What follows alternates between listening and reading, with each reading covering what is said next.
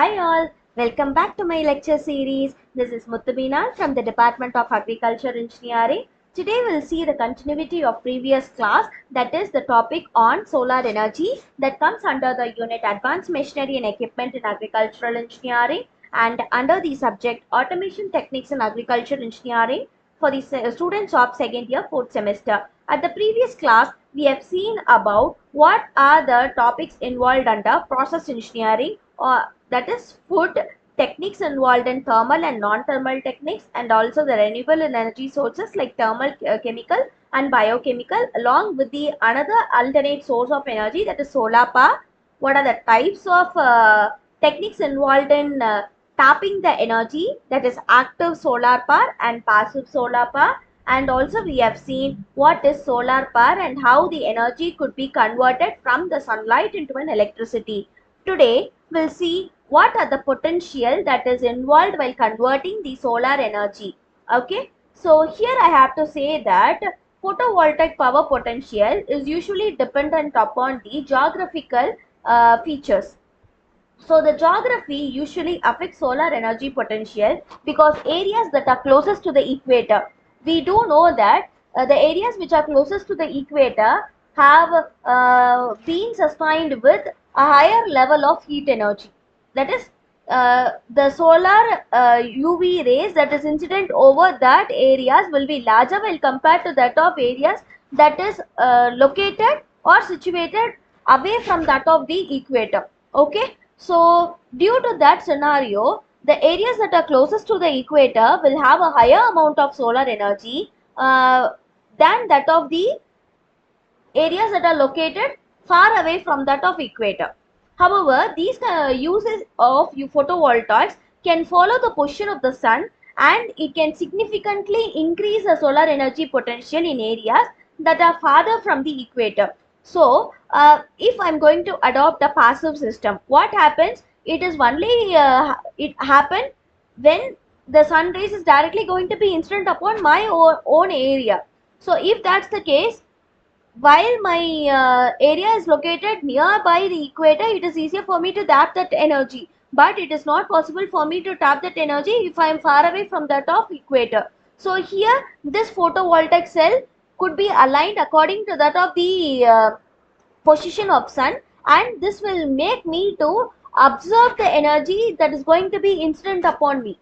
So this will rather help me increase the solar energy potential in areas that are farther from the equator. So this is how the solar energy could be tapped in a higher ratio while compared to that of the previous scenarios. The time variation affects the potential of solar energy is usually because during the night time there is a little solar radiation on the surface of Earth for solar panels to absorb. This limits the amount of energy that solar panels can absorb in one day.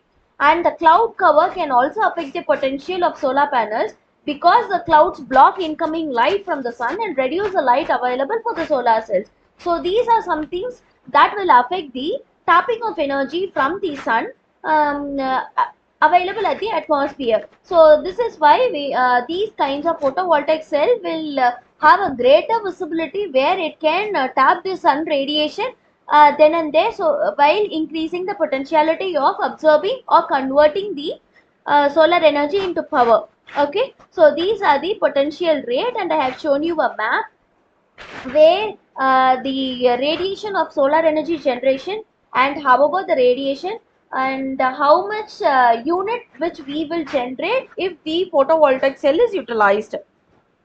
So I have shown you a map with the color differences so that you can see how many kilowatts of electricity could be generated with the help of photovoltaic power potential. Okay, so these are the environmental effects that can happen if we are going to depend upon solar power. That means that a very small proportion of solar power is concentrated, and this may use much more water than gas fire power. This can be a problem as this type of solar power needs strong sunlight, so it is often built in deserts. That means that we can't use them if there is a very big river or something is going on, as it absorbs the water too.